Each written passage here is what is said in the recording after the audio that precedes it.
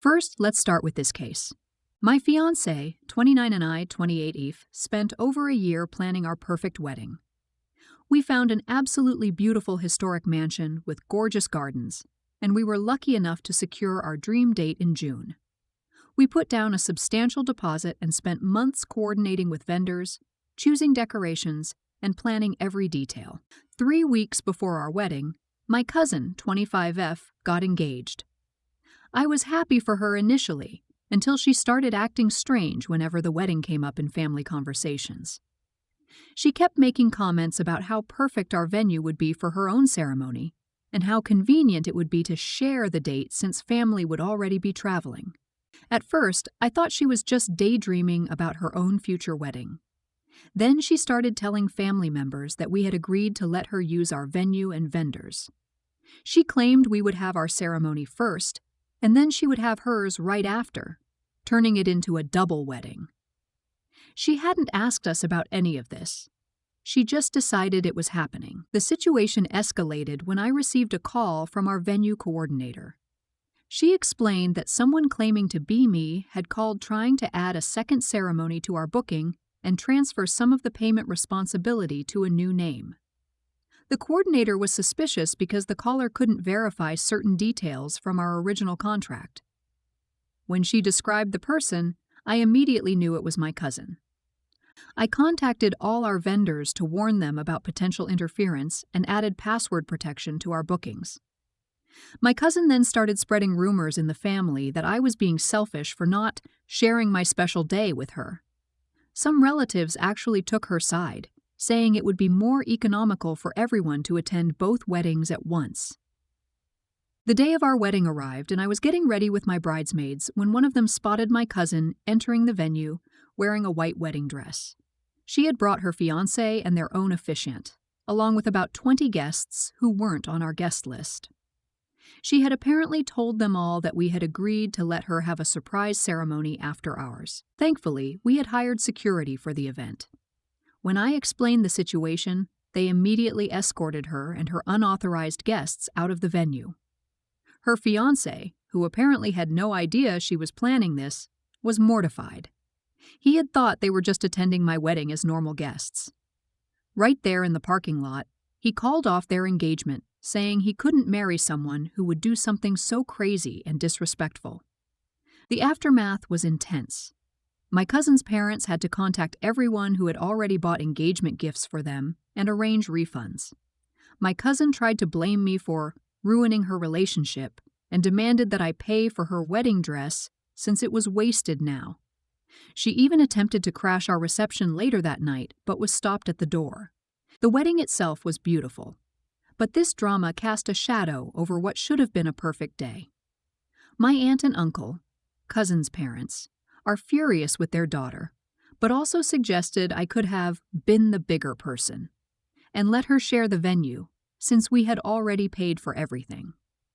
Some family members are calling me petty for involving security, saying I should have just let her stay since she was already dressed and ready. Let's start judging. You're not in the wrong. Your cousin tried to steal your wedding through fraud and manipulation. Who shows up to someone else's wedding in a wedding dress with their own officiant? The audacity is unreal. You're not in the wrong. Her fiancé's reaction tells you everything you need to know. If even he thought this was insane enough to end their relationship over, you were absolutely right to have her removed. You're not in the wrong. She tried to commit fraud by impersonating you to the venue, then attempted to hijack your wedding. She's lucky all you did was have her escorted out. Next up, I recently decided to sell my 2018 Honda Civic, which was in excellent condition with relatively low mileage. After researching similar listings in my area, I settled on a fair asking price of $16,500.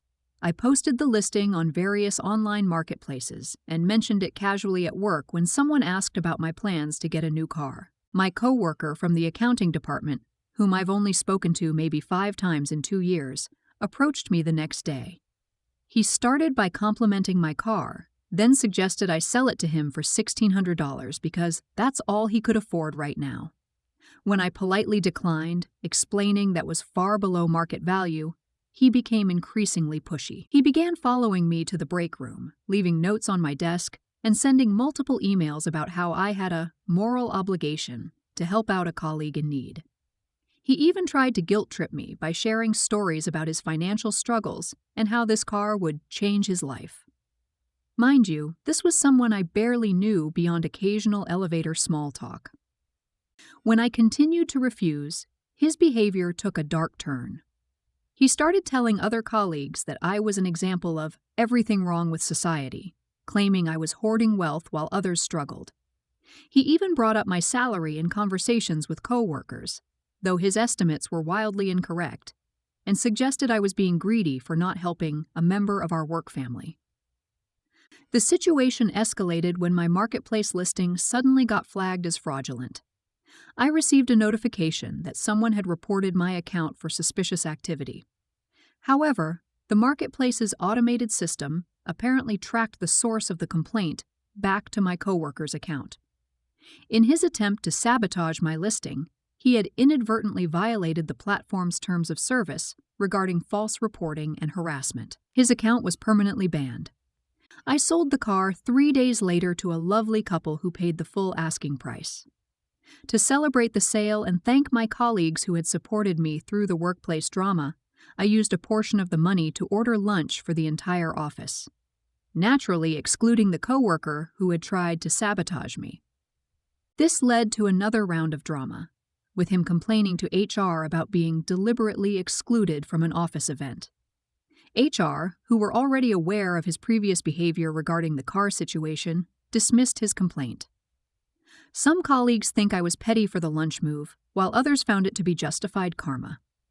The coworker now refuses to speak to me and takes the stairs to avoid sharing the elevator. He's also been telling anyone who will listen that I destroyed his only chance at getting reliable transportation, even though he never explained why he couldn't simply look for a different car in his price range. Let's start judging. You're not in the wrong. The audacity of demanding a 90% discount from someone you barely know, then trying to destroy their reputation when refused, is astounding. You're not in the wrong. He played himself. Trying to sabotage your listing and getting his own account banned is pure karma. You're not in the wrong. The lunch move was petty but beautifully executed. He tried to paint you as the villain and ended up making himself look ridiculous. Everyone sucks. Your coworker was definitely wrong. But buying lunch for everyone except him was unnecessarily antagonistic and unprofessional. Next up, my grandfather passed away last year, leaving me a substantial inheritance of $275,000. He had always been proud of my financial responsibility and wanted me to use the money to buy my first home. The money was placed in a joint account that my mother had access to, a decision I now deeply regret. 3 months ago, I went to make a down payment on a house I'd been looking at, only to discover my account had been completely drained. After a panicked call to the bank, I learned that my mother had withdrawn all the money over several transactions in the past month. When I confronted her, she was running what she called her new business venture, selling essential oils through a notorious multi-level marketing company. She had used my inheritance to buy massive amounts of product and attend business conferences. She told me I was being ungrateful and immature for being upset, saying I didn't need the money right now, while she was building an empire. After multiple attempts to reason with her failed, I took legal action. She refused to get a lawyer, insisting she could defend herself using legal advice she found on YouTube. She showed up to court with a stack of printed MLM marketing materials and a handwritten document full of quotes from random legal websites. The court proceedings were almost surreal. She tried to argue that as my mother, she had the right to protect me from making poor financial decisions. When the judge asked her to cite the law that gave her this right, she started reading from an MLM motivational speech about believing in yourself. The judge was visibly trying not to laugh. The ruling was swift and decisive. The judge ordered her to repay the entire amount plus damages for unauthorized use of funds. By this time, she had already lost most of the money. Her business had collapsed spectacularly, and several people she had recruited were suing her for misrepresenting the scheme. She had to sell her house and move into a small apartment to start paying me back. Now she calls me constantly, crying about how she's learned her lesson and begging me to forgive her.